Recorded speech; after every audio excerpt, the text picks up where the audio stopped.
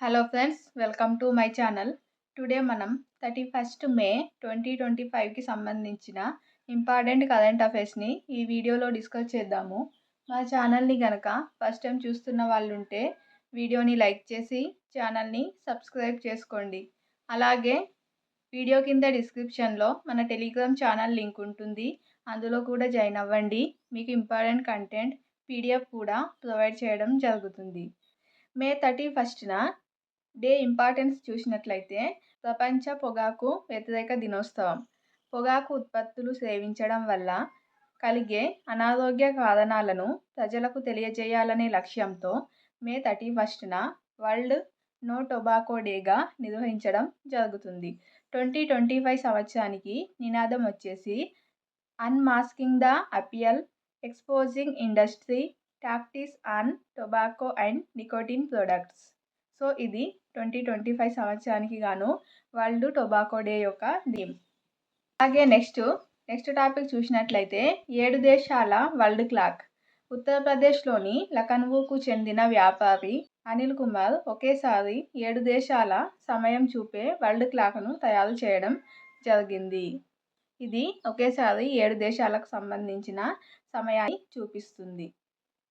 అలాగే next topic చూసినట్లయితే ఇది చాలా important topic. Komaram Bheem tiger reserve ఏర్పాటు. పెద్ద పులుల సంరక్షణ కోసం అటవీ శాఖ చాలా కాలంగా ప్రతిపాదనలో ఉన్న కుమరం భీం టైగర్ కన్జర్వేషన్ రిజర్వ్ను ఏర్పాటు చేసింది. ఆసిఫాబాద్ జిల్లా కాగజ్నగర్, ఆసిఫాబాద్ డివిజన్ల పరిధిలో 1,49,288.88 హెక్టార్ల ప్రాంతాన్ని కన్జర్వేషన్ రిజర్వ్గా ప్రకటిస్తూ అటవీ శాఖ కార్యదర్శి హమ్మద్ నదీం ఉత్తర్వులు జారీ చేశారు. కవ్వాల్ టైగర్ రిజర్వ్ను మహారాష్ట్రలోని తడోబా, అంధారి టైగర్ రిజర్వ్తో కలుపుతున్న ప్రాంతాన్ని కుమరం భీం టైగర్ కన్జర్వేషన్ రిజర్వ్గా అటవీ శాఖ ప్రకటించింది. మహారాష్ట్రలోని తిప్పేశ్వర్ వన్యప్రాణి అభయారణ్యం, ఛత్తీస్గఢ్లోని ఇంద్రావతి టైగర్ రిజర్వ్తో కలిపే ముఖ్యమైన కారిడారే ఇది.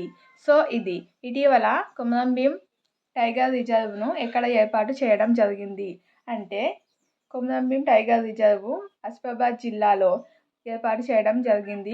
ఇది కవ్వాల్ టైగర్ రిజర్వ్ను మహారాష్ట్రలోని తడోబా, అంధారి రిజర్వ్తో కలిపే ప్రాంతంలోనే కుమరం భీం టైగర్ కన్జర్వేషన్ రిజర్వ్గా ఏర్పాటు చేయడం జరిగింది. నెక్స్ట్ టాపిక్ గ్రహశకలం నుంచి నమూనాల సేకరణకు చైనా ప్రయోగం.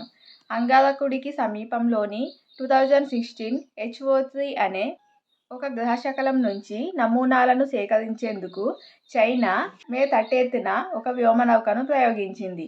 టియాన్వెన్-2 అనే ఈ స్పేస్ క్రాఫ్ట్ను దక్షిణ చైనాలోని అంతరిక్ష కేంద్రం నుంచి లాంగ్ మార్చ్ 3B రాకెట్ ద్వారా నింగిలోకి పంపింది. ఇది గ్రహశకలం నుంచి నమూనాలను సేకరించనుంది. అలాగే ఉల్లంపల్లిలో కొత్త రాతి యుగం నాటి చిత్రాలు. కరీంనగర్ జిల్లా చిగురుమామిడి మండలం ఉల్లంపల్లిలోని ఓదెల మల్లన్న గుడి గుట్టపై కొత్త రాతి యుగం నాటి రాతి చిత్రాలను తెలంగాణ చరిత్ర బృందం గుర్తించింది. అలాగే నెక్స్ట్ టాపిక్ చూసినట్లయితే అమెరికా స్పెల్లింగ్ బీ విజేత. అమెరికాలో ప్రతిష్టాత్మకంగా నిర్వహించే జాతీయ స్పెల్లింగ్ బీ పోటీల్లో ఈ ఏడాది కూడా భారత అమెరికన్ హైదరాబాద్ మూలాలున్న బాలుడు 13 ఏళ్ల ఫైజన్ జాకీ సత్తా చాటాడు. 21వ రౌండ్లో స్క్రిప్స్ నిర్వాహకులు అడిగిన ఎక్లార్సిస్మెంట్ అనే ఫ్రెంచ్ పదం స్పెల్లింగ్ను సరిగ్గా చెప్పి విజేతగా నిలవడం జరిగింది. సో స్పెల్లింగ్ బీ విజేత 13 ఏళ్ల ఫైజన్ జాకీ. ఇతను హైదరాబాద్ మూలాలున్న బాలుడు. ఇది ఫ్రెండ్స్ టుడే 31st మే 2025కి సంబంధించిన కరెంట్ అఫైర్స్ వీడియో నచ్చినట్లయితే లైక్ చేసి ఛానల్ని ఫస్ట్ టైం చూస్తే సబ్స్క్రైబ్ చేసుకోండి. అలాగే వీడియో కింద డిస్క్రిప్షన్లో టెలిగ్రామ్ ఛానల్ లింక్ ఉంటుంది, అందులో కూడా జాయిన్ అవ్వండి. ఇంపార్టెంట్ కంటెంట్ అందించడం జరుగుతుంది. Thank you.